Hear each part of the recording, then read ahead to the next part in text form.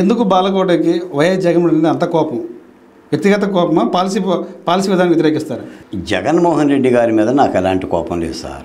ఎందుకంటే నేను పులివెందులు కాదు, నాకేం పొలం తగాదా లేవు, పొలం పంచాయతీ లేదు. మీకు ఆ మాటకు వస్తే జగన్మోహన్ రెడ్డి గారితో కలిసి భోంచేసిన సందర్భం కూడా నాకు ఉంది పులివెందుల్లో. ఎందుకంటే వాళ్ళ నాన్నగారి మీద ఒక జర్నలిస్ట్గా రాజర్షి అని ఒక పుస్తకం నేనే వేశాను.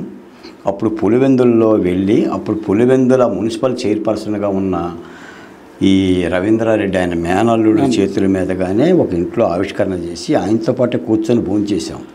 మనకి ఒక ప్రజాస్వామిక ప్రభుత్వం పెట్టిన రాజధానిని తీస్తుంది, భూములిచ్చిన రైతుని రోడ్డు పాలు చేస్తుందని ఒక ప్రజాస్వామిక దృక్పథంతో పోరాటం చేశామే తప్ప ఆయన మీద మాకు ఎలాంటి వ్యక్తిగత కక్షలు కూడా ఎలాంటి ఉండటానికి కూడా ఆస్కారం లేదు. ఇదంతా ఏంటంటే ప్రభుత్వాలు తీసుకున్న నిర్ణయాలను ప్రశ్నించడం పౌరధర్మమే కదా సార్.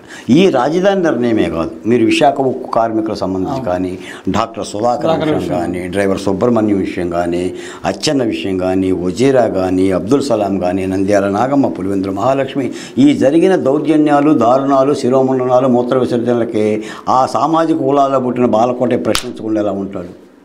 ప్రశ్నించడం కదా నా ధర్మం. మేము అంబేద్కర్ గురించి మాట్లాడి, లేదంటే అసలు రాజ్యాంగంలోనే ప్రశ్నించవయ్యానే ఉంది కదా ఆర్టికల్ 19.